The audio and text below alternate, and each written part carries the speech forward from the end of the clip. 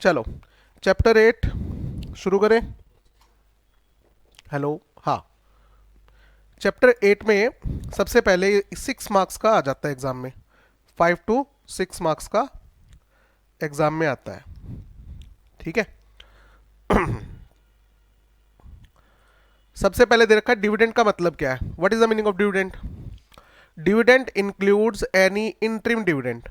ये तो डेफिनेशन है, एक्ट के अकॉर्डिंग ये डेफिनेशन है।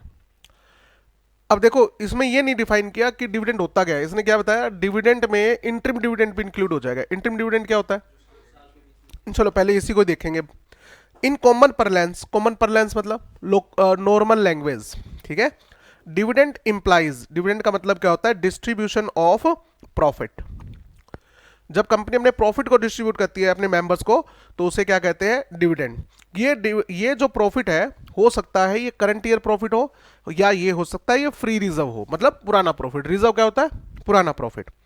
मीनिंग फिर से आ गया, मीनिंग के अंदर dividend is the share holders return. Share holder company में पैसा लगा रहा है तो वो भी कोई रिटर्न एक्सपेक्ट कर रहा है।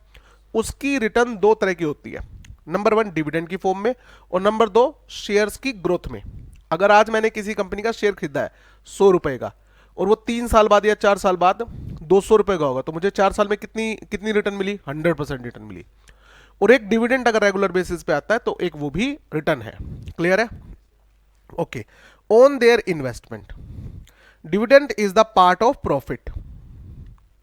डिविडेंड क्या है, प्रॉफिट का पार्ट है। In simple word, distribution of profit that is a portion of profit earn. हमने जो प्रॉफिट अर्न किया है और जो एलोकेट कर दिया है, कंपनी ने प्रॉफिट अर्न किया और एलोकेट कर दिया मतलब आगे डिस्ट्रीब्यूट कर दिया, बांट दिया। ठीक बात है। To the shareholder. अब तक देखो इस पूरे 2 पैराग्राफ में कुछ ऐसा है जो तुम्हें लगता है कि एग्जाम में पूछ लिया जाएगा, कुछ भी नहीं है। बट है ना, ये वाला पॉइंट है ना, शायद एग्जाम में पूछ ले। इसके चांसेस मुझे बड़े कम लग रहे हैं बट शायद पूछ ले। 3rd पेज पे आओ। What is the difference between interim dividend and final dividend? Point आया। पहली लाइन में क्या लिखा हुआ है, डिविडेंड इंक्लूड इंटरिम डिविडेंड, है ना। तो मतलब डिविडेंड कितने तरह के होते हैं, 2 तरह के होते हैं एक इंटरिम और एक फाइनल। तो देखो सबसे पहले इंटरिम डिविडेंड क्या होता है, paid during the accounting year, that is before finalisation of accounts of the year. Accounts कब फाइनल होंगे, 31 मार्च के बाद होंगे और उसके बाद भी उसकी ऑडिट होगी। उसके बाद एजीएम में उसे क्या किया जाएगा, अडॉप्ट किया जाएगा ठीक बात है।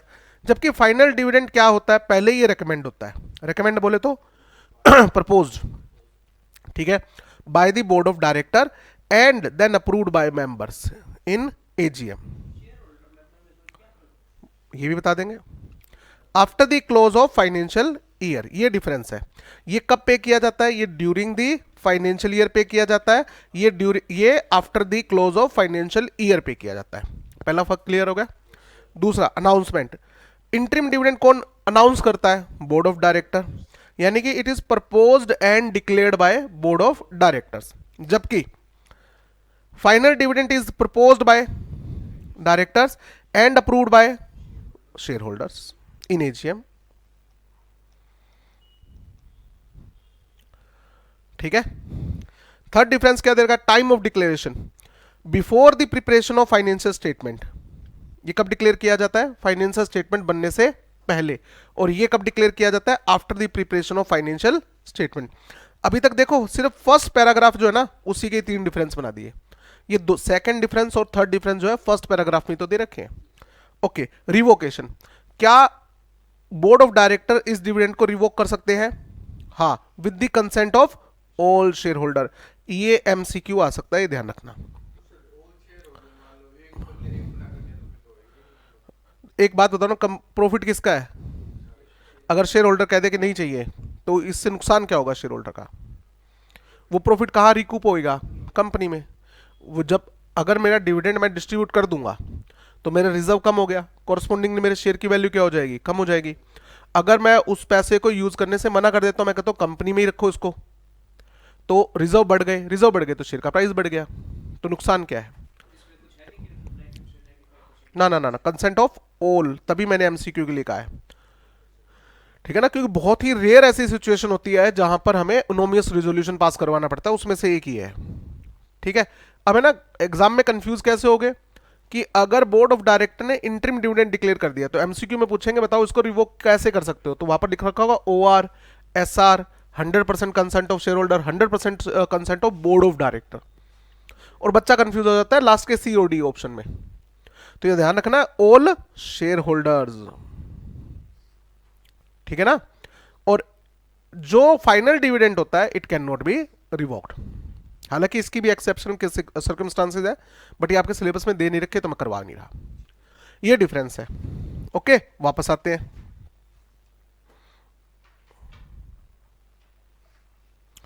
तो देखो पहले दो पैराग्राफ में मुझे नहीं लगता कि कुछ पूछने वाला एग्जाम में, जो थोड़ा बहुत मुझे लगता है कि शायद पूछ ले वो थर्ड पेज पे है। अगली लाइन क्या लिखी हुई है, जो प्रपोज डिविडेंड होता है वो कभी भी डिक्लेयर डिविडेंड से एक्सीड नहीं कर सकता।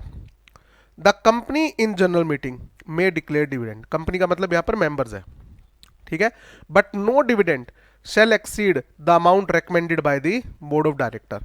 क्या मतलब हुआ, declared dividend can not be more than proposed dividend. Declare dividend कभी भी प्रपोज डिविडेंड से ज्यादा नहीं हो सकता। ये बात मैंने नोट्स में भी बता दी थी, लॉजिक भी बता दिया था, क्योंकि बोर्ड ऑफ डायरेक्टर ने पूरी प्लानिंग करके बताया ना कि कितना डिविडेंड देना चाहिए। अगर आप उससे ज्यादा मांग लोगे तो बोर्ड ऑफ डायरेक्टर की प्लानिंग हिलेगी, ठीक है ना, आपको बोर्ड ऑफ डायरेक्टर के काम में इंटरफेयर नहीं करना। जनरली अगर आप फाइनल डिविडेंड की बात कर रहे हो तो dividend is proposed bye dividend हमेशा प्रपोज करेगा कौन, बोर्ड ऑफ डायरेक्टर, ठीक है। Dividend is recommended by board of directors, ठीक है, और ये मेंशन करना पड़ता है बोर्ड ऑफ डायरेक्टर को बोर्ड रिपोर्ट में। अब बोर्ड रिपोर्ट क्या होती है, ये सेक्शन 134 आपका चैप्टर नंबर 9 में आएगा। मिनट अलग होती है, वो जनरल मीटिंग के बाद बनती है।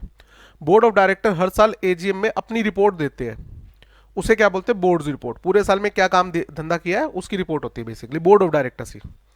And it is approved by members eight annual general meeting.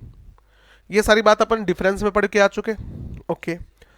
अच्छा एक बात बताओ, डिविडेंड अगर प्रपोज हो गया तो क्या शेयर होल्डर मना कर सकते कि नहीं चाहिए, कर सकते हैं ना।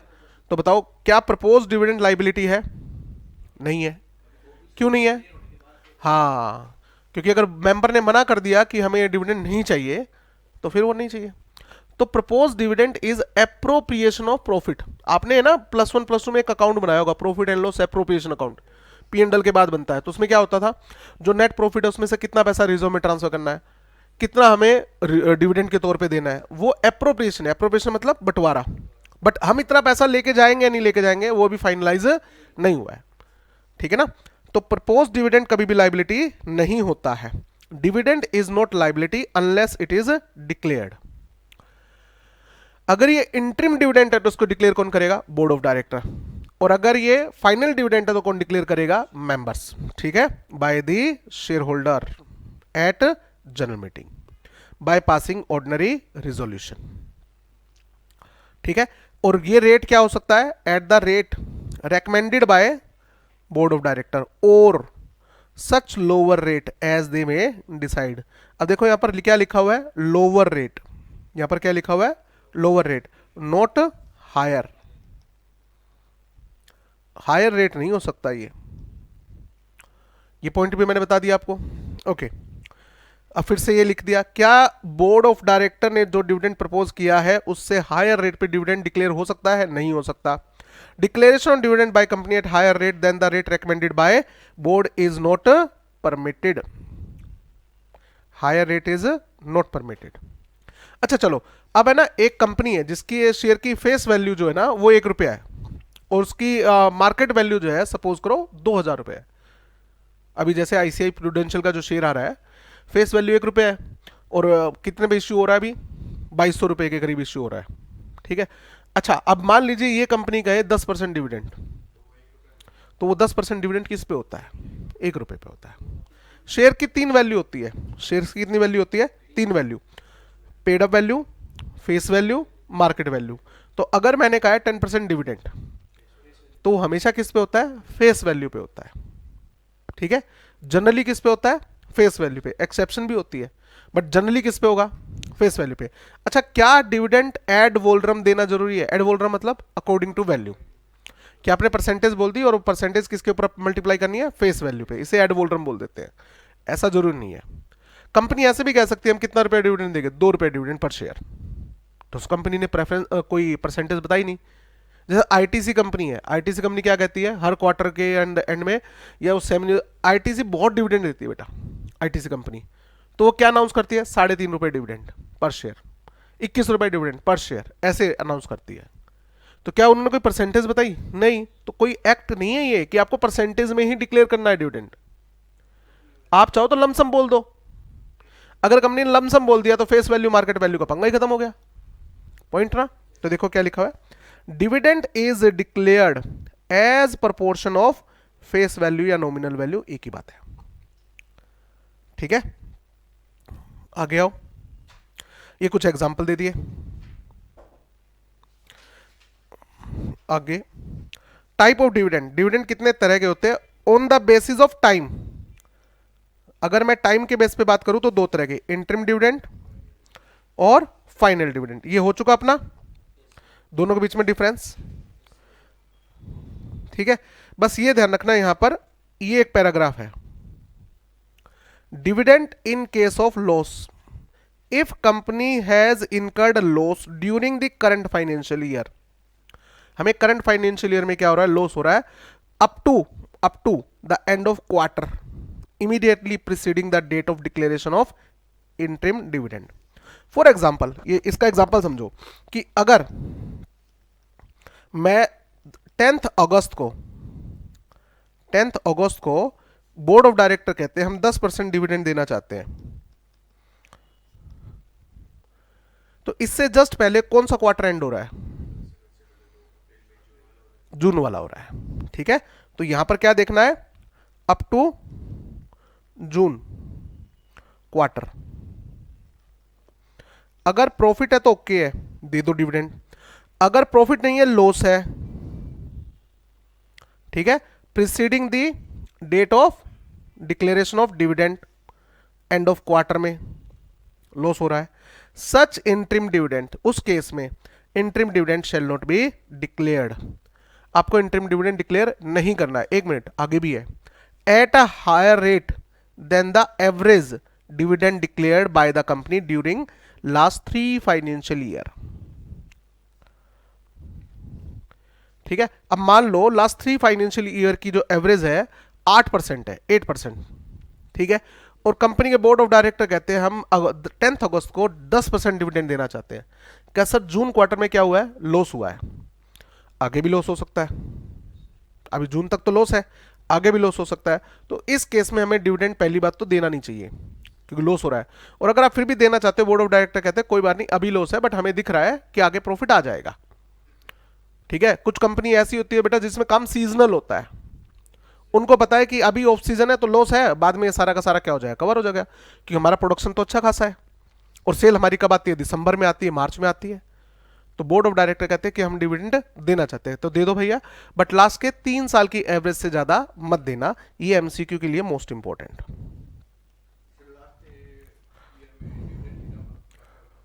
तो 2 साल की एवरेज आ जाएगी। जैसे मान लो आपने 3 साल की एवरेज क्या ली, 8, एक पहले साल दी 8%, दूसरे साल दिया 12%, तीसरे साल दिया ही नहीं, तो 20/3%, सॉरी 3 नहीं दिया तो फिर दे नहीं सकते। क्या चीज है, उसके लिए अलग है, अलग रूल है इसके लिए, 2 नहीं होगा एवरेज में, 3 साल प्लस डिवाइड बाय 3, फिर ये वाला रूल नहीं आएगा ना, एवरेज लास्ट की 3 साल की है ही नहीं तो फिर नहीं दे सकते आप। हाँ, उसके आगे आगे आगे रूल है, अगले पेज पे रूल ही है कि अगर इन case of loss company reserve से डिविडेंड देना चाहती है, अब तुम कह रहे हो प्रॉफिट तो है ही नहीं, तो प्रॉफिट नहीं है तो लॉस है, लॉस है तो लॉस के केस में रिजर्व से डिविडेंड अगर देना है तो उसके लिए आगे दे रखा है प्रोविजन, वो सबसे इंपॉर्टेंट है, उससे प्रैक्टिकल क्वेश्चन आता है तुम्हारा। ये पॉइंट होगा क्लियर। अब है ना, एक ये पॉइंट आता है कि हम डिविडेंड देंगे कहां से, सोर्स,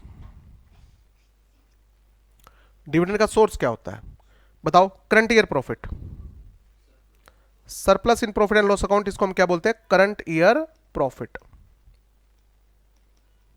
या फिर profit of financial year in which such dividend is sought to be declared.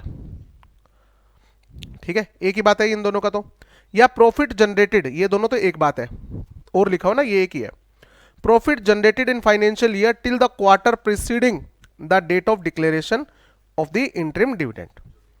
हाँ, जो जस्ट पिछले साल पिछले क्वार्टर का जो प्रॉफिट आया उसमें से दे सकते हैं इंटरिम डिविडेंड। जरूरी है बेटा, हाँ, क्योंकि क्वार्टर नहीं देखोगे उसमें अगर प्रॉफिट है तो जितना चाहे उतना डिविडेंड दो,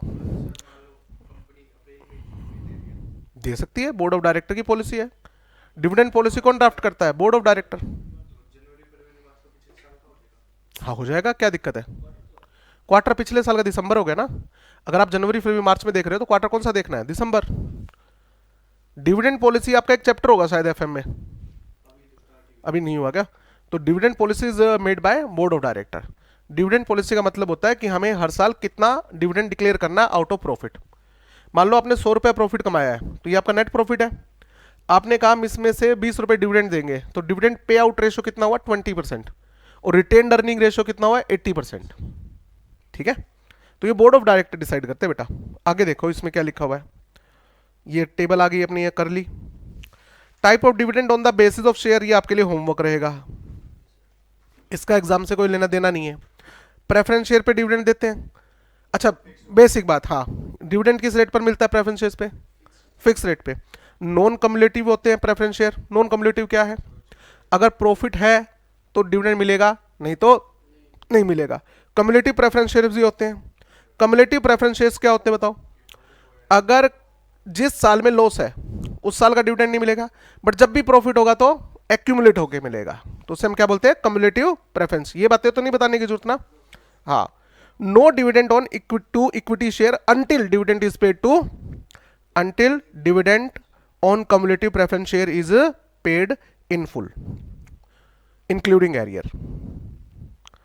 इक्विटी शेयर होल्डर से पहले डिविडेंड किसको दिया जाता है? प्रेफरेंस शेयर होल्डर को दिया जाता है। ये तो हमने पढ़ा ही है ना। तो अगर प्रेफरेंस होल्डर को डिविडेंड नहीं दिया गया है किसी साल में लॉस की वजह से, तो भैया जब तक उनका डिविडेंड पे नहीं कर देते तब तक आप इक्विटी शेयर होल्डर को भी डिविडेंड नहीं दे सकते। ठीक है, नो एक्यूमुलेशन ऑफ प्रॉफिट वगैरह, नो डिविडेंड, नो एक्यूमुलेशन। ये नॉन कम्युलेटिव के बारे में बता रहा है कि नॉन कम्युलेटिव प्रेफरेंस शेयर क्या होता है, जिसमें सिर्फ ईयर ऑफ प्रॉफिट के केस में ही क्या मिलता है? डिविडेंड मिलता है। Where dividend is payable only in year of profit. और सर मान लो किसी साल में लॉस हो गया तो कोई एक्यूमुलेशन होगा? No accumulation of profit in case of loss. ये कम्युलेटिव थोड़ी है जो आपका एक्यूमुलेशन होता रहेगा। इक्विटी शेयर क्या होते हैं? ये हमने चैप्टर नंबर 5 में भी पढ़ लिया, 4 में, सॉरी। ठीक है, ये इसका भी एग्जाम से कोई लेना देना है नहीं। ये आ गया तुम्हारा most important topic, practical question 5 number का।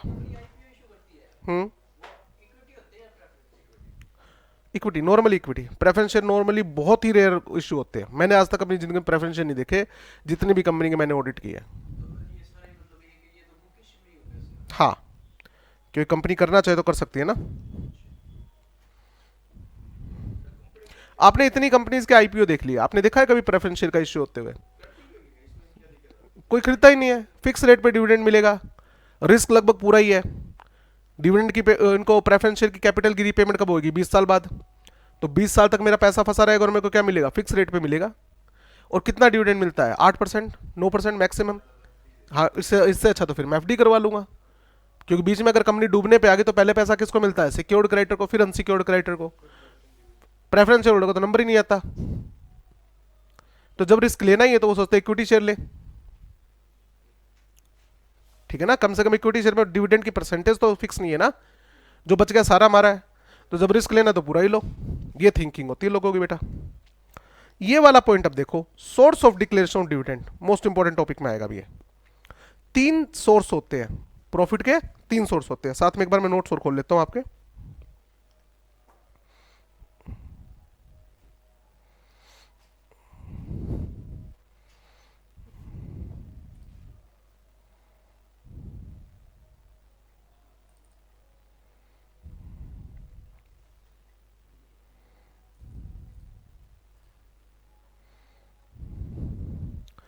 लिखो, नोट्स में आ जाओ। सोर्स ऑफ डिविडेंड, डिविडेंड कहां से दिया जा सकता है बताओ। सबसे पहला सोर्स क्या है? Current year profit. Current year के प्रॉफिट से दे सकते हो, बिल्कुल ठीक बात है। करंट ईयर का प्रॉफिट नहीं है या करंट ईयर का प्रॉफिट आपको सफिशिएंट नहीं लग रहा है तो पास्ट ईयर प्रॉफिट, जिसको हम क्या बोलते हैं? Free reserve. हर रिजर्व फ्री नहीं होता, पता है ना? हाँ, आप फ्री रिजर्व से दे सकते हो। तीसरा, amount contributed by government. Amount contributed bye central government. पैसा कौन देगा? सेंट्रल गवर्नमेंट देगी कि इनको डिविडेंड दे दो। भाई सेंट्रल गवर्नमेंट क्यों देगी पैसा मेरे को? If dividend is guaranteed, dividend is guaranteed by government. अगर सेंट्रल गवर्नमेंट ने डिविडेंड की गारंटी दे रखी है कि हर साल आपको 4% डिविडेंड मिलेगा ही मिलेगा, कंपनी कहती है भाई साहब आपने गारंटी दे दी बट हमारा तो लॉस है, तो गवर्नमेंट को पैसा देना पड़ेगा। ये कॉन्ट्रैक्ट एक्ट में पड़ा है ना कि जो गारंटर होता है, जो श्योरिटी होता है, वो पैसा देगा। तो वही चीज है। बट गवर्नमेंट गारंटी क्यों देगी? ऐसा नॉर्मली गवर्नमेंट कंपनी के केस में होता है बेटा। गवर्नमेंट कंपनीज है ना, जितनी जितनी भी गवर्नमेंट कंपनी होती है, माइंड में आता है कि गवर्नमेंट कंपनी है तो इसमें क्या चलता होगा? झोल चलता होगा। तो लोगों को ना बड़ा रिस्की लगती है गवर्नमेंट कंपनी। ठीक है, गवर्नमेंट कंपनी के शेयर गवर्नमेंट सिक्योरिटीज नहीं होते हैं, पहली बात तो ये समझना। बहुतों को ये लगता है गवर्नमेंट कंपनी के शेयर गवर्नमेंट सिक्योरिटी होते हैं, और गवर्नमेंट सिक्योरिटी क्या होती है? रिस्क फ्री होती है। गवर्नमेंट कंपनी के शेयर गवर्नमेंट सिक्योरिटीज नहीं होती। गवर्नमेंट सिक्योरिटी है किसान विकास पत्र, इंदिरा विकास पत्र, ये चीजें होती है जो सेविंग स्कीम्स टाइप में होती है। ठीक है, अब गवर्नमेंट ने कोई आईपीओ वगैरह या एफपीओ वगैरह लेके आए गवर्नमेंट कंपनी का, बट लोग बड़े ना इंटरेस्टेड से दिख नहीं रहे। वही बात, लोगों को डर लगता है गवर्नमेंट कंपनी में क्यों पैसा फंसाया। तो गवर्नमेंट ने उसमें ये लिख रखा है प्रोस्पेक्टस के अंदर कि हर साल आपको 5% का डिविडेंड मिलेगा ही मिलेगा, गारंटी, हमारी गारंटी है। अब लोगों को लगता है कि एफडी करवाएंगे तो कितना परसेंट इंटरेस्ट मिलेगा? 6%, 7%, 5% तो डिविडेंड ही आ जाएगा इसका। ठीक है, तो बेसिकली इन्वेस्टर को क्या कर रहे हैं? अट्रैक्ट कर रहे हैं कि हमारी कंपनी में पैसा इन्वेस्ट कर दो, आपको एक रेगुलर बेसिस पे इनकम मिलती रहेगी और आपका पैसा सेफ रहेगा। बिल्कुल कर सकती है, बट उसमें गारंटी किसने दी है? शेयर होल्डर को गारंटी किसने दी है? कंपनी ने। तो कंपनी में वैसे ही प्रॉफिट आएगा तो वैसे ही देना इनको, पर्सनल गारंटी कौन देगा? बिल्कुल। तो ये 3 सोर्स होते हैं। पॉइंट सब में आ गया। अगर मुझे फ्री रिजर्व से डिविडेंड डिस्ट्रीब्यूट करना है तो भाई इसके अंदर कंडीशन अप्लाई होती है, 4 कंडीशंस, और यही मोस्ट इंपॉर्टेंट टॉपिक है तुम्हारा।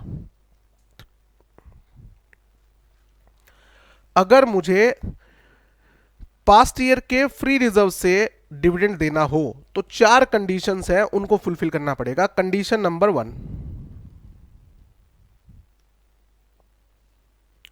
कंडीशन नंबर 1, मैं इसको एवरेज कंडीशन बोलता हूं।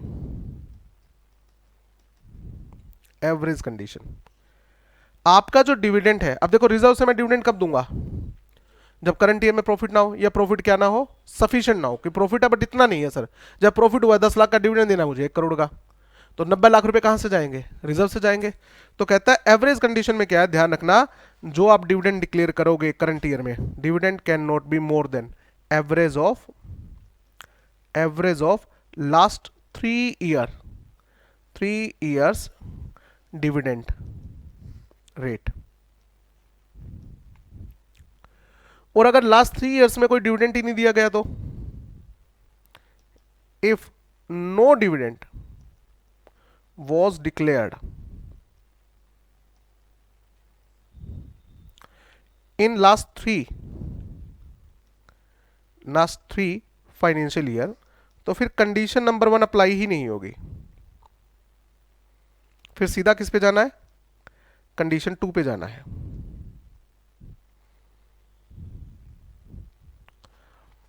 अच्छा, लास्ट 3 ईयर्स में सिर्फ 2 साल में डिविडेंड दिया है, तो 2 साल की एवरेज निकाल लो, डिवाइड बाय 3 होगा, ध्यान रखना। उनको तो देना जरूरी है, उसके बाद बात कर रहा है ये। आप ये मान के चलो प्रेफरेंस शेयर है ही नहीं। अगर है तो पहले किसको देना पड़ेगा? क्योंकि कंडीशन क्या है, जब तक प्रेफरेंस होल्डर को डिविडेंड नहीं दोगे, इक्विटी शेयर होल्डर को दे ही नहीं सकते। क्लियर है? कंडीशन नंबर 2 क्या कहती है?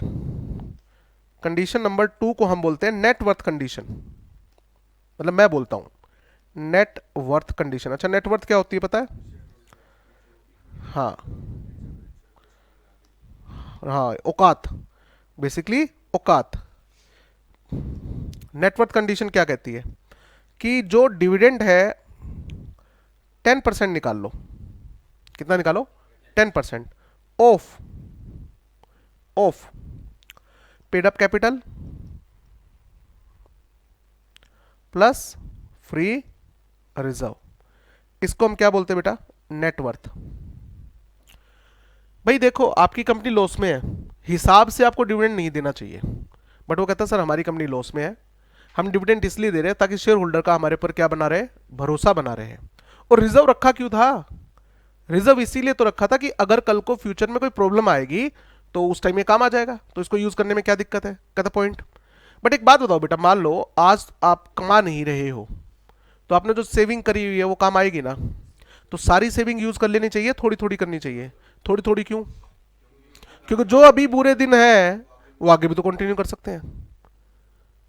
तो अगर मैं अपनी नेटवर्थ का 10% यूज कर लूंगा तो मेरी कंपनी की नेटवर्थ 10% से कम हो जाएगी। आज मेरी कंपनी की औकात अगर 100 रुपए है तो कितनी रह जाएगी? 90। अगर मैं कहूं मैं 50% बांटना चाहता हूं डिविडेंड नेटवर्थ का, तो कंपनी की औकात कितनी रह जाएगी? आधी। ये अच्छी बात है बुरी बात है? ये तो बहुत बुरी बात है। तो इसलिए कह रहे हैं कि भाई सब कुछ मत लूटा देना। तो मैक्सिमम लॉस के केस में मैक्सिमम आप कितना रिजर्व, कितनी कैपिटल कम कर सकते हो, मतलब वर्थ कम कर सकते हो? 10%, इससे ज्यादा नहीं। ठीक है, ओके। अभी है ना, इसका एक प्रैक्टिकल एग्जांपल लेंगे, उससे समझ में आएगा। Condition number 3, set of condition. Set of condition, ये जो आपने पैसा विड्रॉ किया है, ये 10% जो पैसा विड्रॉ होगा उसको सीधा डिविडेंड के तौर पे मत बांट देना। उसको सीधा डिविडेंड के तौर पे मत बांट देना। करंट ईयर में लॉस है? कहता है सर लॉस है। पहले उसको सेट ऑफ करो। Set of current year loss और डेप्रिसिएशन, अनअब्जॉर्ब डेप्रिसिएशन। अब अनअब्जॉर्ब डेप्रिसिएशन पता है क्या होता है? हाँ, जो अभी तक हमने पीएनएल में सेट ऑफ नहीं किया,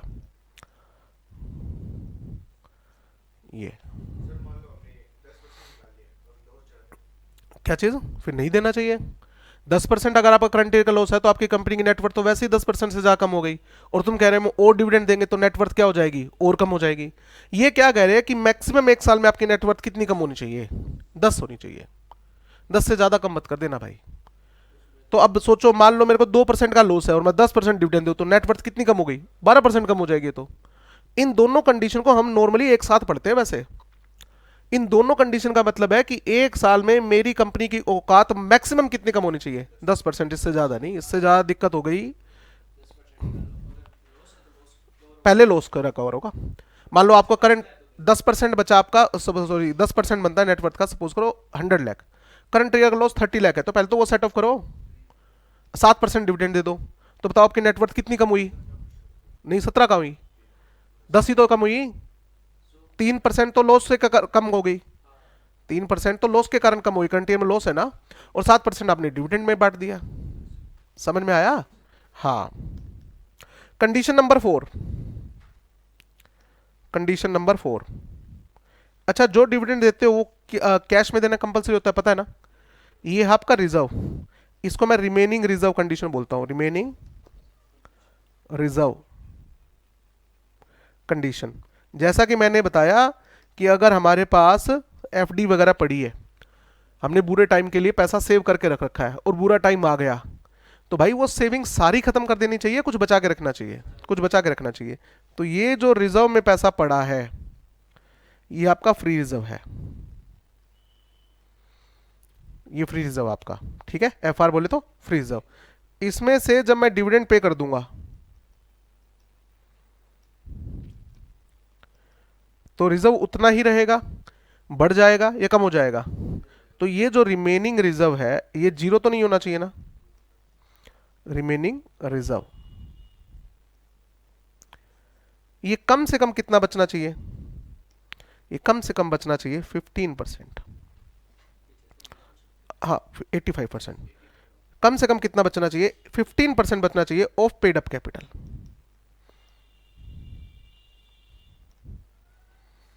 ये 4 कंडीशन है। क्यों क्रेडिटर को, क्यों क्रेडिटर की पेमेंट में कोई डिफॉल्ट थोड़ी किया हुआ है। अगर आपने क्रेडिटर वगैरह की पेमेंट में डिफॉल्ट कर रखा है तो रूल कहता है हम डिविडेंड देने नहीं देंगे। प्रॉफिट रिजर्व पड़ा है ना। एक बात बताओ ना, हमने रिजर्व क्यों रख रखा था, इसीलिए तो रख रखा था कि बाद में यूज कर लेंगे। है तो प्रॉफिट ही वो। ठीक बात है। कंपनी खत्म थोड़ी होगी, कंपनी खत्म कब होती है, जब रिजर्व भी जीरो हो जाए, खत्म होना शुरू हो जाती है मतलब। ये चारों चीज समझने के लिए एक प्रैक्टिकल क्वेश्चन देखते हैं पहले, फिर थोड़ा समझ में आएगा चारों कंडीशन के बारे में।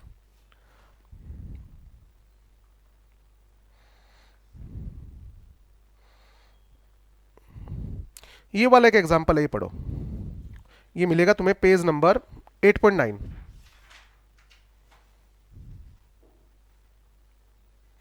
और ये एग्जांपल एज इट इज आता है एग्जाम में, और 2 बार आ चुका, 2 बार एज इट इज एग्जांपल आ चुका है।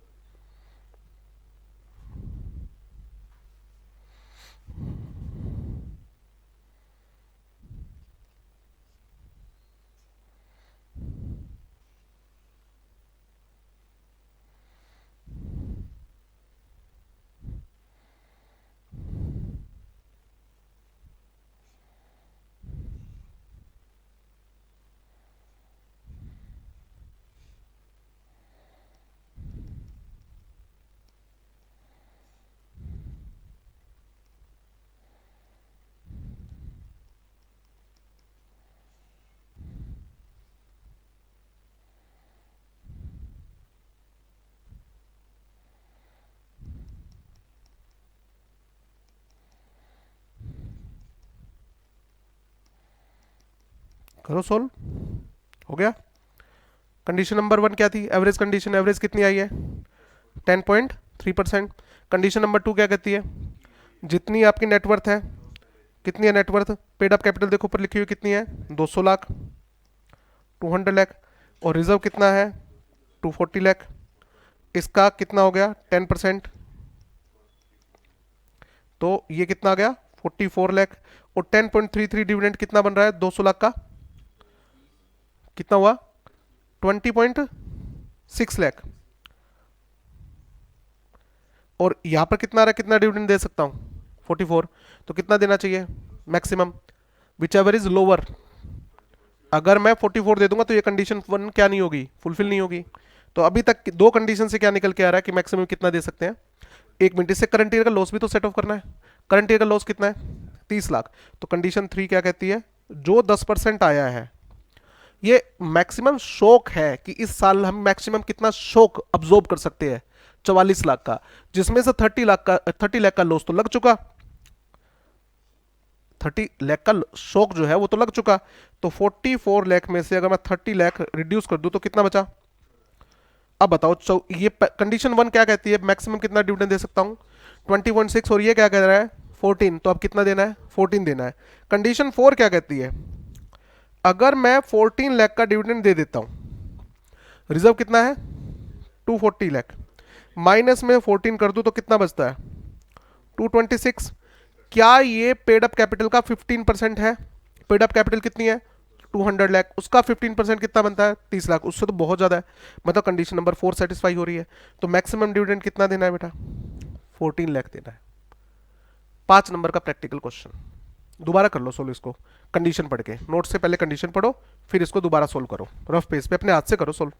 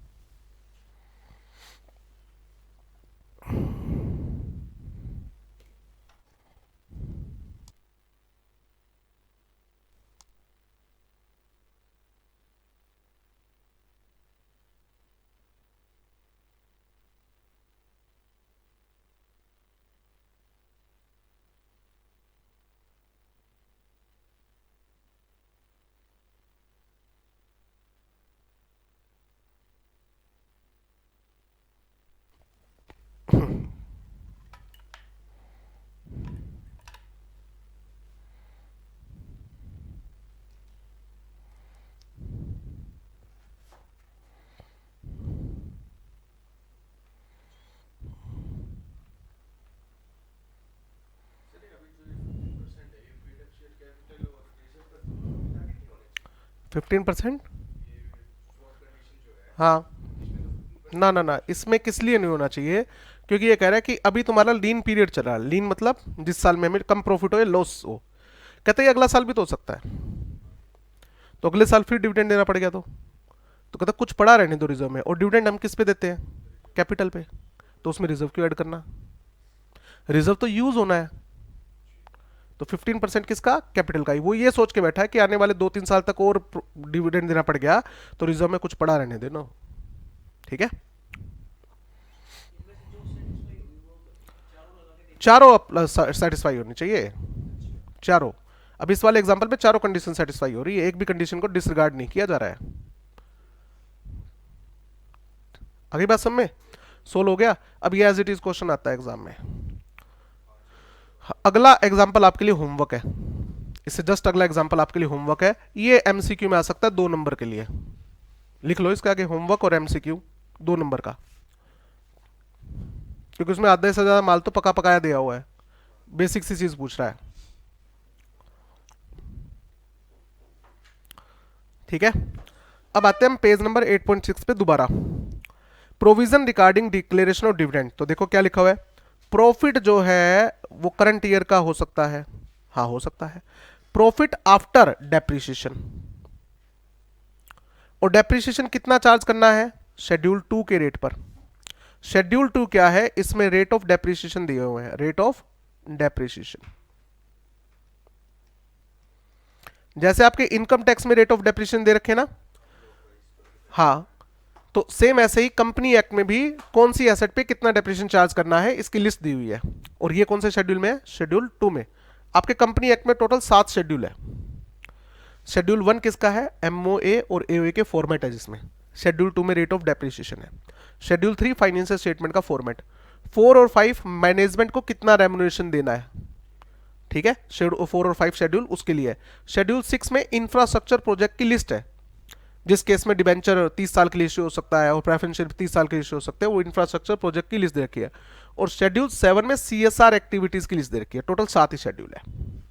ठीक है ना, तो शेड्यूल 7 सॉरी शेड्यूल 2 किसका है? Rate of depreciation. तो आपको रेट ऑफ डेप्रिसिएशन ये चार्ज करने हैं। मैं प्रीवियस ईयर के प्रॉफिट से भी क्या कर सकता हूं? डिविडेंड दे सकता हूं। इसे हम क्या बोलेंगे? Free reserve.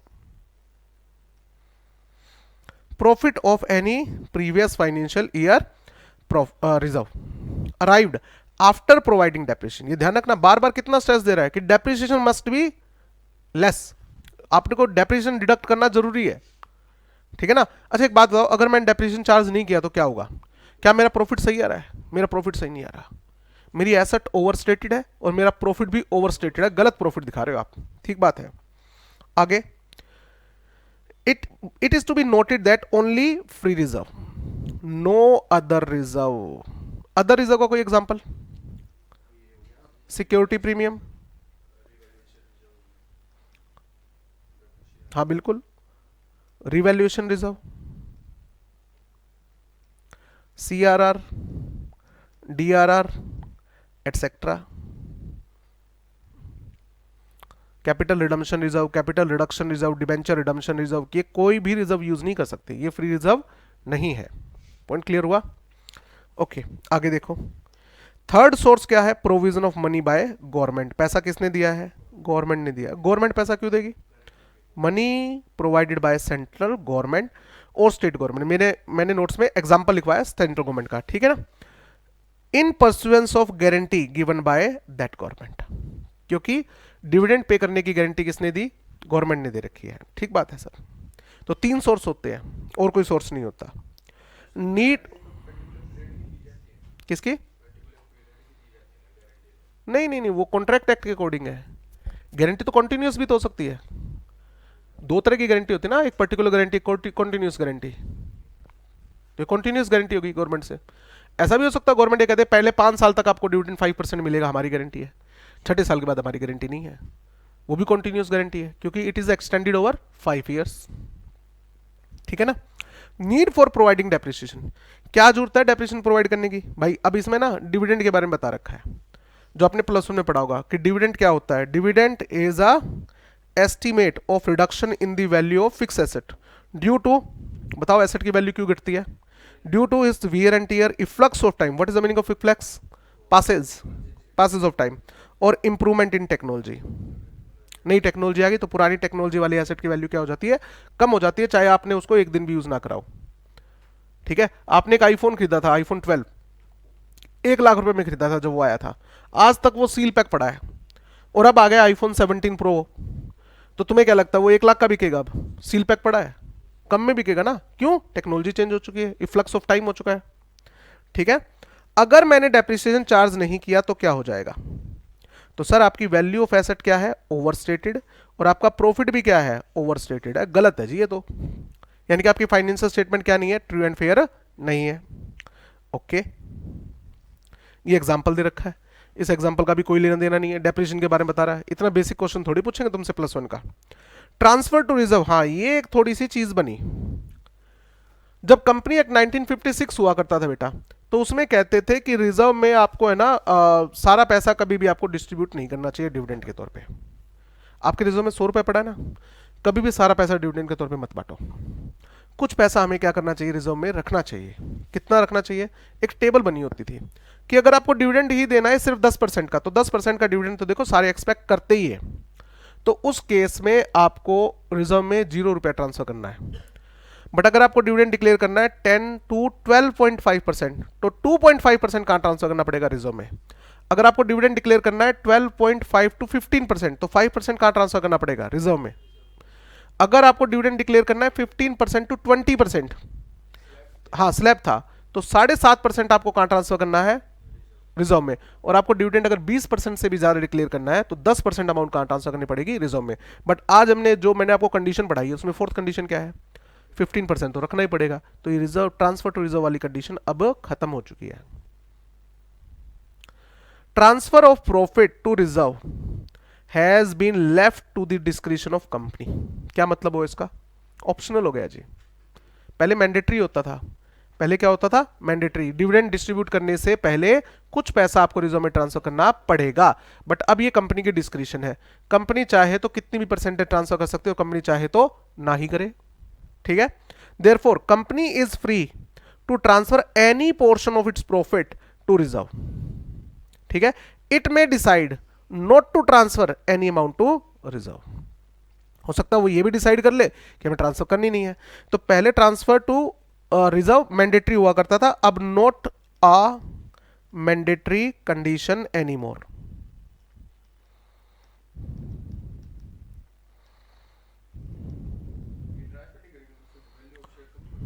हो जाएगी, बट 15% तो रख ही रहे ना फोर्थ कंडीशन में, तो इस कंडीशन की क्या सेंस बनती है? अब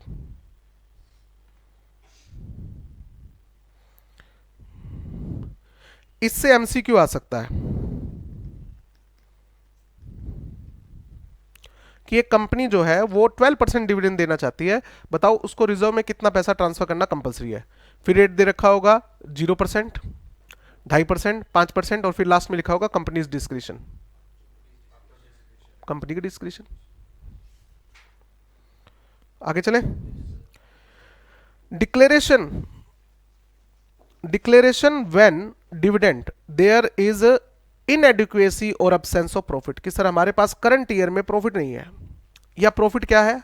कम है, और हम डिविडेंड देना चाहते हैं। कहते भाई ये तो बहुत गलत बात है यार, कंपनी तुम्हारी कंपनी पहली प्रॉब्लम में चल रही है, तुम डिविडेंड देना चाहते हो। कहता है सर ये डिविडेंड देना जरूरी है, नहीं तो शेयर होल्डर हमारे पर भरोसा नहीं करेंगे।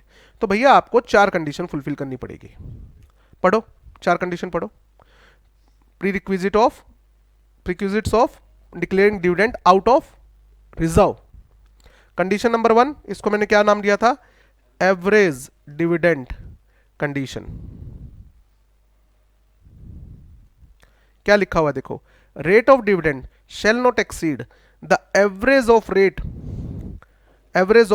Rate at which dividend was declared in immediately 3 financial year.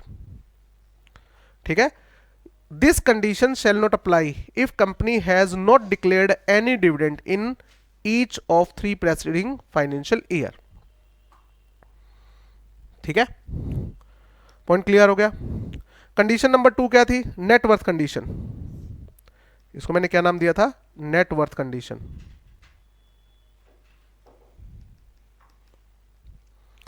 अगर टोटल अमाउंट जो एक्यूमुलेट प्रॉफिट की है, जो आप विड्रॉ करना चाहते हो, अमाउंट टू बी ड्रॉन, जो आप रिजर्व से पैसा निकालना चाहते हो, वो अमाउंट जो है shall not exceed 10%, shall not exceed 10% of paid up capital and free reserve.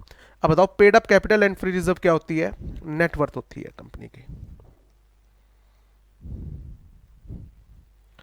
ठीक है, ओके। तीसरी कंडीशन क्या है? जो ये पैसा ड्रॉ करोगे उससे सबसे पहले क्या करोगे? सेट ऑफ करोगे करंट ईयर का लॉस, और अगर कोई अनअब्जॉर्ब डेप्रिसिएशन पड़ा है तो वो। तो condition 3 set of condition, set of condition. Amount so drawn shall first be utilized to set off the losses or in current financial year। ठीक है, उसके बाद में कंडीशन 4 क्या थी? भाई सारा मत लुटा देना, कुछ रिजर्व में रख लेना, अगले साल भी कुछ बचाना पड़े, कुछ डिविडेंड देना पड़ सकता है ना। Remaining reserve condition,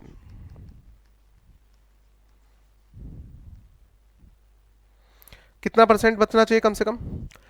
reserve after withdrawal shall not fall below 15% of paid up capital. ध्यान से यहां पर पेड अप कैपिटल आएगा प्लस फ्री रिजर्व, मत कर देना, ये बात ध्यान रखना, 15% of paid up share capital.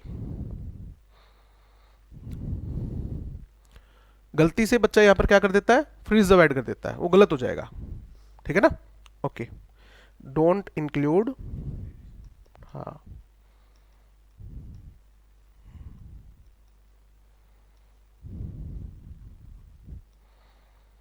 Free reserve सिर्फ सेकंड कंडीशन में आएगा। हाँ हाँ, अब आ गया ये वाला एग्जांपल कर लिया था अपनों ने, ये वाला एग्जांपल मैंने आपको होमवर्क दे दिया। ठीक है, जो अमाउंट आपने डिसाइड की डिविडेंड के तौर पे देने के लिए, जो अमाउंट आपने डिसाइड की कि हम इतना डिविडेंड देंगे, वो जिस दिन डिविडेंड डिक्लेयर हो गया उस दिन से वो कंपनी की लायबिलिटी बन गया है। अब ये कंपनी का पैसा नहीं है, कंपनी का पैसा नहीं है तो ये कंपनी के बैंक अकाउंट में नहीं रहना चाहिए, इससे एमसीक्यू आ सकता है।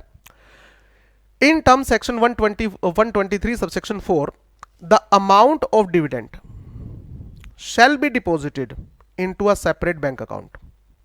जो कहाँ मेंटेन करना होता है? Scheduled bank. शेड्यूल्ड बैंक मतलब गवर्नमेंट ने एक लिस्ट निकाल रखी है, बेसिकली गवर्नमेंट के बैंक होते हैं। ठीक है, कितने दिन में? Within 5 days from the date of declaration. ये एमसीक्यू के लिए इंपॉर्टेंट है, ये ध्यान रखना, एमसीक्यू आ सकता है इससे, कि जिस दिन डिविडेंड डिक्लेयर हुआ है उसके कितने दिन में हमें डिविडेंड सेपरेट बैंक अकाउंट में ट्रांसफर करना है, तो 5 दिन में। ठीक है, हो जाएगा। अब आ गई बात पेमेंट ऑफ डिविडेंड की। Dividend shall be payable only to the registered share holder. Dividend किसको जाएगा? जो रजिस्टर्ड शेयर होल्डर है। रजिस्टर्ड शेयर होल्डर का मतलब जिसका नाम रजिस्टर ऑफ मेंबर में रिकॉर्डेड है। क्लियर? बिल्कुल। और हिज ऑर्डर, और हिज बैंकर। और हिज ऑर्डर मतलब जिसको उसने ऑर्डर दे रखा, डायरेक्शन दे रखी है।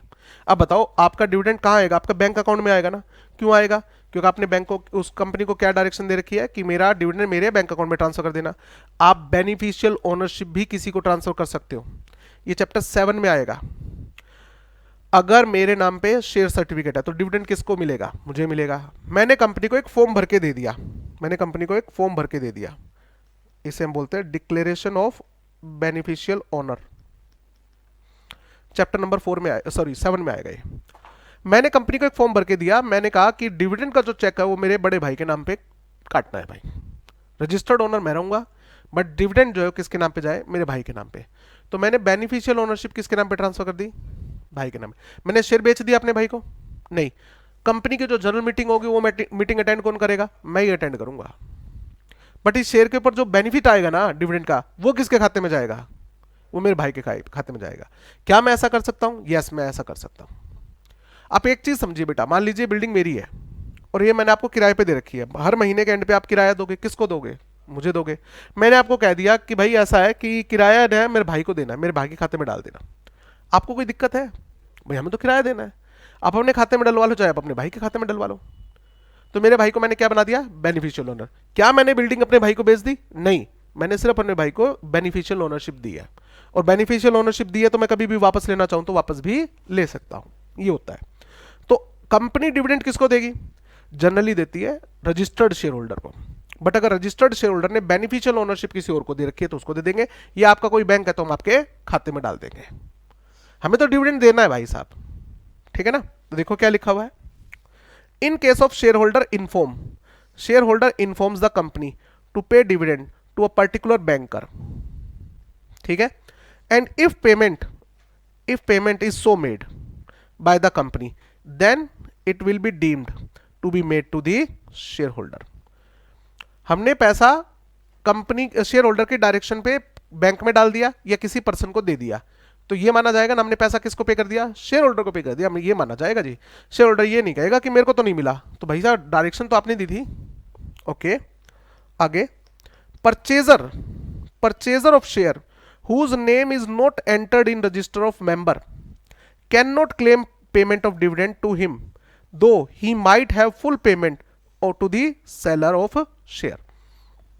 क्या मतलब हुआ इसका, सेक्शन 56 पढ़ा था चैप्टर 4 में, किस चीज का है, transfer and transmission of securities.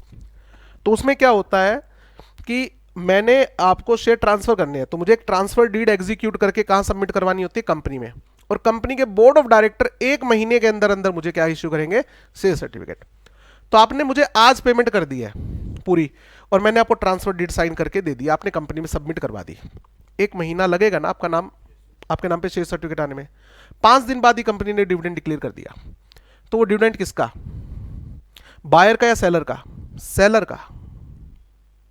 वो डिविडेंड किसका है, सेलर का है। बायर का क्यों नहीं है, क्योंकि बायर का नाम अभी तक रजिस्टर नहीं हुआ है, उसके नाम पे शेयर सर्टिफिकेट रजिस्टर नहीं हुआ है। बायर कहता है मैंने तो सेलर को पूरी पेमेंट कर दी, अरे कर तो दी, बट कंपनी के रिकॉर्ड के हिसाब से अभी तक मालिक कौन है, गौरव बंसल है, तो गौरव बंसल मालिक है तो गौरव बंसल को डिविडेंड मिलेगा। जिस दिन मालिकाना हक चेंज हो जाएगा कंपनी के रिकॉर्ड्स में, उस दिन से डिविडेंड तुम्हें मिलेगा। दूसरी बात, बड़ी सिंपल सी बात समझिए, डिविडेंड किसका मिलता है, प्रॉफिट का। तो गौरव बंसल ने आज आपको शेयर बेचा है, तो कौन से प्रॉफिट का डिविडेंड मिल रहा होगा, पास्ट का। तो सीधा सीधा हक किसका बनता है, गौरव बंसल का ही बनता है ना, तो हम उसी को तो देंगे, ठीक है ना।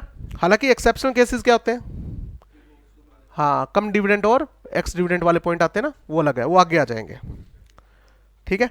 इन this regard we will later in this chapter section 120 पढ़ेंगे, 126 पढ़ेंगे, ठीक है, जिसको हम बोलते हैं dividend kept in abeyance.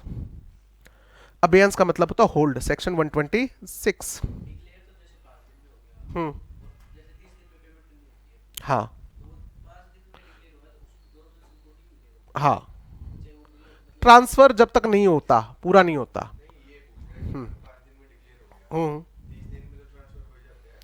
Record date होती है, जिस दिन डिविडेंड डिक्लेयर हुआ उस दिन शेयर होल्डर कौन है, ये देखा जाता है, ठीक है ना। इसको हम रिकॉर्ड डेट बोलते हैं। आगे चले, तो इसके बारे में ना थोड़ा सा हम सेक्शन 126 में ही पढ़ेंगे। अभी हमने क्या माना यहां पर, जो रजिस्टर्ड शेयर होल्डर होता है डिविडेंड उसी को ही मिलता है, ठीक बात है। आगे आओ, ये वाला एग्जांपल आपके लिए होमवर्क है, कल पढ़ के आना, ये वाला भी और ये वाला एग्जांपल भी। आगे आओ, डिविडेंड कैश में देना कंपलसरी है, इन काइंड नहीं दे सकते, ठीक है। Dividend declared must be paid to share holder within prescribe time limit of within 30 days from the date of declaration of dividend. ध्यान रखना ये लाइन एमसीक्यू के लिए इंपॉर्टेंट है। अब नॉर्मली आपको कंफ्यूज करने के लिए क्या लिखेंगे, डिविडेंड कितने दिन में पे हो जाना चाहिए, तो वहां पर लिखा होगा within 30 days from the declaration of dividend, और अगला ऑप्शन क्या होगा, within 30 days from the transfer of amount to separate bank account. डिक्लेरेशन नॉर्मली हम क्या सोचते हैं कि 5 दिन में क्या करना है, पैसा सेपरेट बैंक अकाउंट में ट्रांसफर करना है, उससे अगले 30 दिन में क्या करना है, डिस्ट्रीब्यूट करना है, कहता ना विद इन 30 डेज, कहां से, फ्रॉम द डिक्लेरेशन। यहां पर बच्चा कंफ्यूज हो जाता है। In case of dividend paid by issuing dividend warrant, ये डिविडेंड वारंट क्या होता है, चेक, पुराने जमाने का चेक, आपके घर पे डिविडेंड का चेक आता था तो उसे डिविडेंड वारंट बोलते थे। Such warrant must be posted at registered address. अगर सर हम नेट बैंकिंग से पैसा ट्रांसफर नहीं करें, हम तो चेक भेजेंगे, तो चेक किस एड्रेस पे भेजना है, जो शेयर होल्डर का घर का रजिस्टर्ड एड्रेस है उस पे। सर मैंने चेक पोस्ट कर दिया, 30 दिन में पोस्ट कर दिया, बट वो उसने उसके पास पहुंचा 2 महीने बाद है, या उसने बैंक में लगाया 2 महीने बाद है, तो उसके अकाउंट में पेमेंट कब आएगी? 2 महीने बाद आएगी। तो क्या वो मुझसे इंटरेस्ट मांग सकता है 1 महीने का? उसकी गलती है। आपको सिर्फ डिविडेंड का चेक 30 दिन में क्या करना है? पोस्ट करना है। आपने पोस्ट कर दिया, हम ये मान लेंगे आपने डिविडेंड क्या कर दिया? पे कर दिया। एक्चुअली में उसको मिला है, नहीं मिला है, उसने चेक नहीं लगाया है, ये आपके फॉल्ट में नहीं आता। मान लो उसको चेक मिला ही नहीं, तो भारतीय डाक सेवा की गलती है भाई साहब, आपकी थोड़ी गलती है। तो अगर उसको कोई कॉम्पनसेशन चाहिए तो किससे लेगा? वो भारतीय डाक सेवा से लेगा। कंपनी की क्या गलती है भाई? हमने तो भेज दिया।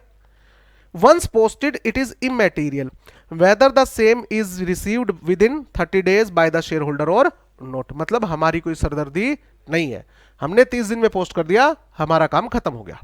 क्लियर है? ओके, आगे आओ। यहां पर आगे नोट दे रखा है, नोट में क्या लिखा हुआ है?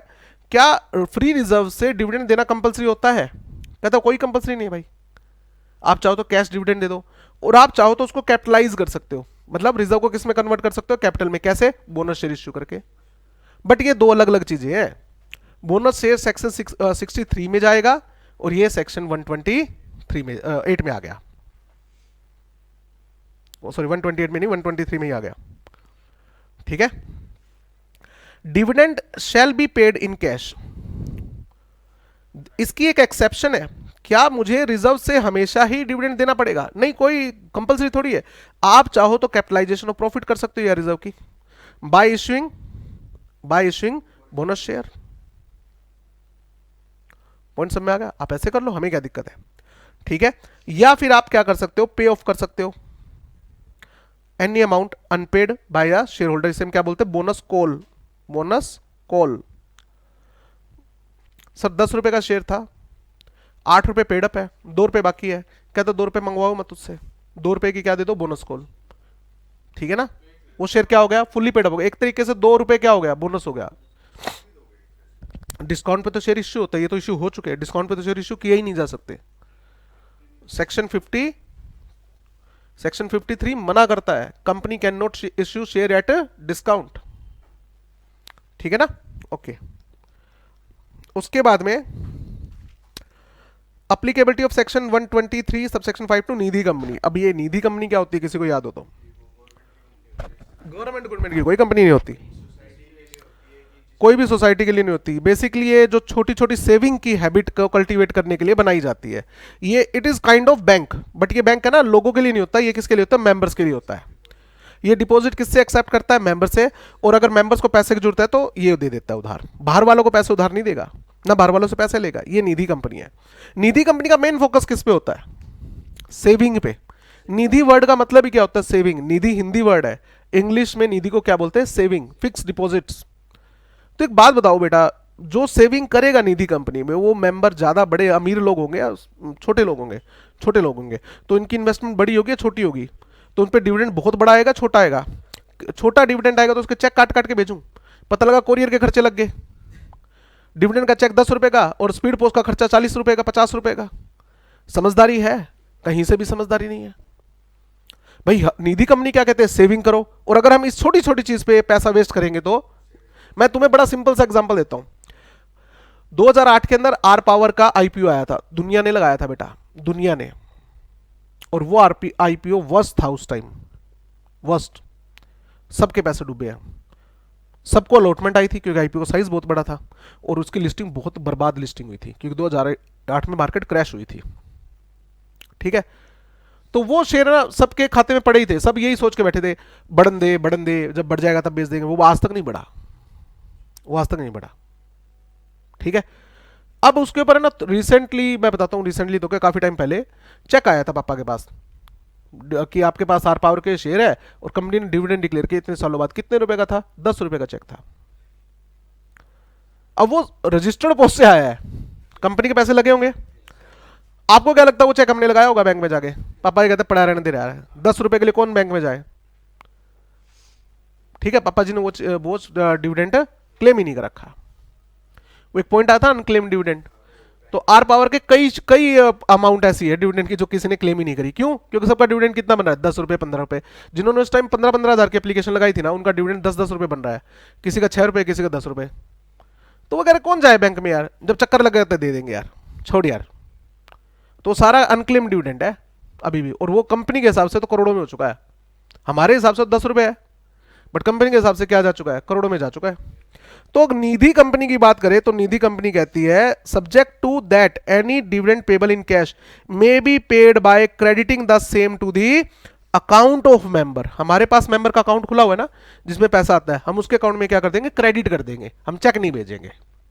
ठीक है। If the dividend is not claimed within 30 days from the date of declaration of dividend. अगर किसी ने डिविडेंड डिक्लेयर नहीं किया, क्लेम नहीं किया, तो हम क्या कर देंगे, उसके खाते में डाल देंगे। ठीक है, okay. Prohibition on declaration of dividend. अगर आप डिफॉल्टिंग कंपनी हो, अगर आप जैसे ने कहा ना क्रेडिटर को ऑब्जेक्शन नहीं होगी क्या, अगर आपने डिफॉल्ट किया हुआ है डिपॉजिट की पेमेंट में, सेक्शन 73 किसका है, डिपॉजिट्स का, तो भाई जब तक ये डिफॉल्ट कंटिन्यू रहेगा आप डिविडेंड नहीं दे सकते।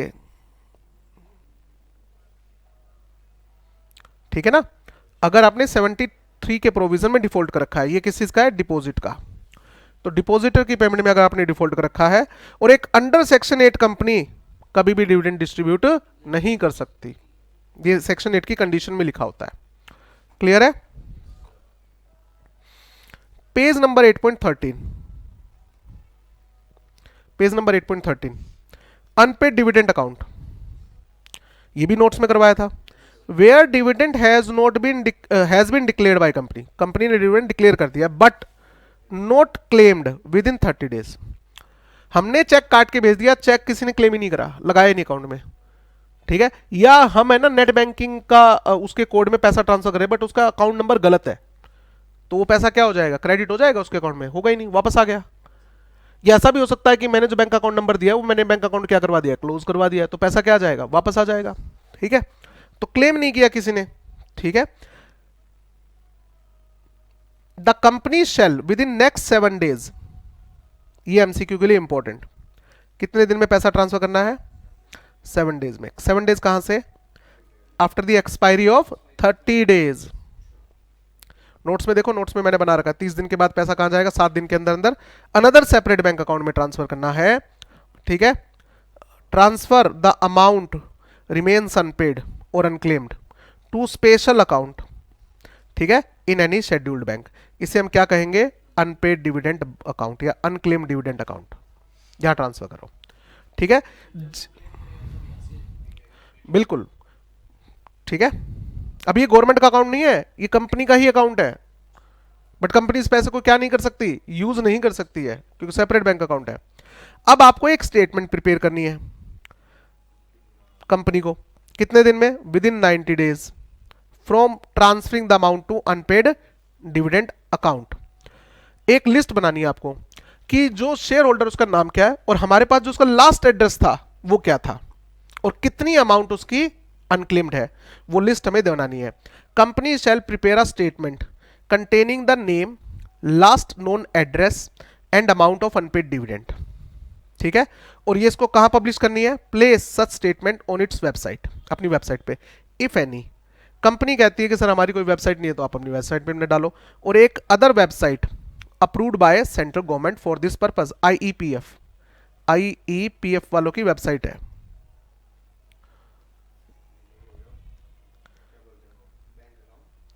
नहीं, गवर्नमेंट का अकाउंट है, ये इनकी वेबसाइट है बेसिकली, इसके ऊपर ये प्लेस कर दो आप। ठीक बात है। इंटरेस्ट पे होगा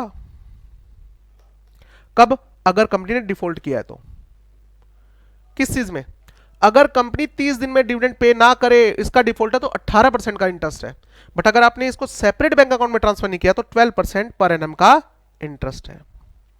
ठीक है। If amount not transferred in unclaimed dividend account, unclaimed dividend account, तो 12% पर एनम का, और अगर कंपनी 30 दिन में डिविडेंड ना दे, कंपनी उसमें डिफॉल्ट करे तो 18% का इंटरेस्ट रेट है। क्लियर? ओके, ये नोट्स में आओ एक बार, मैं ये लिखवा ही देता हूं। ये पैसा आपको कहां ट्रांसफर करना है, ये देखो यहां पर एक नोट्स में लिखवाया था, अनक्लेम डिविडेंड अकाउंट में कितने दिन में, 7 दिन के अंदर अंदर। अदरवाइज अदरवाइज कंपनी को क्या पे करना पड़ेगा, इंटरेस्ट पे करना पड़ेगा, पे interest eight the rate 12% per annum. और देखो अगर कंपनी ने 30 दिन में डिविडेंड नहीं दिया तो ऊपर क्या लिखवा रखा, कितना इंटरेस्ट लगेगा, 18% पर एनम। ठीक है,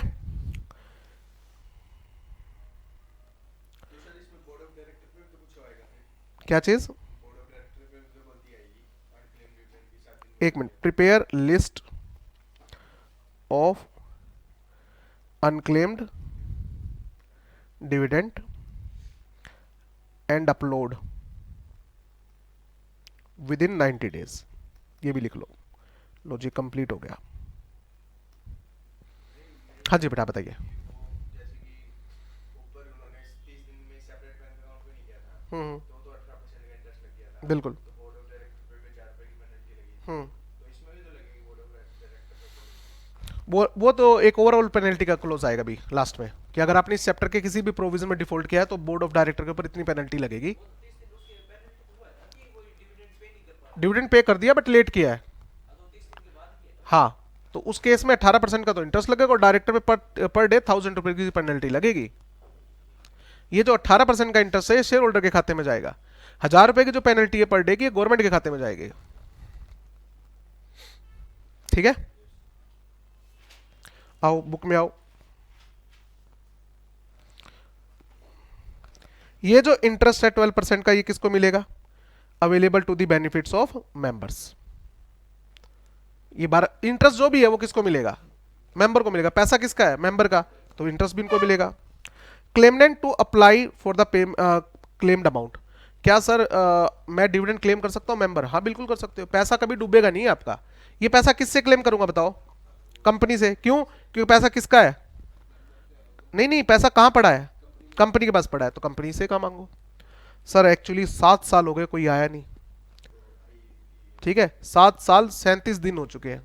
अब 37 दिन कैसे, जिस दिन डिविडेंड डिक्लेयर हुआ उसके 30 दिन में डिस्ट्रीब्यूट करना था, हमने तो करने की कोशिश की ना, आया नहीं। अगले 7 दिन में हमने पैसा कहां ट्रांसफर कर दिया, अनक्लेम्ड है, और वहां पर कितने साल तक रखना पड़ता है, 7 साल, तो कितने दिन हो गए, 7 साल 37 दिन हो गए, कोई क्लेम करने नहीं आया, तो इस पैसे को विद शेयर कहां ट्रांसफर कर दो, आईईपीएफ में। Money transfer to unpaid dividend account which remain unpaid, sir जो अनपेड डिविडेंड अकाउंट है वो भी अनपेड रह गया अभी तक, ठीक है, unclaim for 7 years from the date of such transfer. ठीक है, तो इसे कहां ट्रांसफर करो, transfer, it shall be transferred by the company along with interest, interest कौन सा, जो उस सेविंग अकाउंट पे आया होगा शेड्यूल्ड बैंक पे, to investor education and protection fund. उसकी डिटेल किसको भेजनी है, आईपीएफ अथॉरिटी को। Further company shall send the prescribed statement, कौन सी स्टेटमेंट, शेयर होल्डर का नाम क्या था, लास्ट एड्रेस क्या था जी, और अनक्लेम्ड अमाउंट इसकी कितनी बनती है, ये जो स्टेटमेंट आपने साइट पे अपलोड करी थी वो किसको भेज दो, आईपीएफ अथॉरिटी को भेज दो। ठीक है, ट्रांसफर ऑफ शेयर, सिर्फ अमाउंट नहीं, साथ में क्या ट्रांसफर करने हैं, शेयर्स भी, all shares in which dividend has not been paid, ठीक है, फॉर 7 consecutive years और more shall be transferred by the company in IPF. तो सिर्फ डिविडेंड नहीं ट्रांसफर करना, शेयर भी ट्रांसफर करना है, ठीक बात है, क्लियर। ये जो फर्स्ट डे में नोट्स बनवाया था उसके अकॉर्डिंग सारा कवर हो रहा है। सर जो ओनर है शेयर का वो अपने शेयर क्लेम नहीं कर सकता, कर सकता है। Right of owner of transferred share to reclaim any claimant to share so transfer to IPF shall be entitled to reclaim the transferred share, but अब किससे क्लेम करेगा, कंपनी से नहीं, from investor education and protection fund. Company से क्यों नहीं, company पास तो है ही नहीं, हमने तो किसको दे दिए, आईपीएफ में, तो जब तक कंपनी के पास थे तो तब तक कंपनी से क्लेम करना है, नहीं तो उसमें।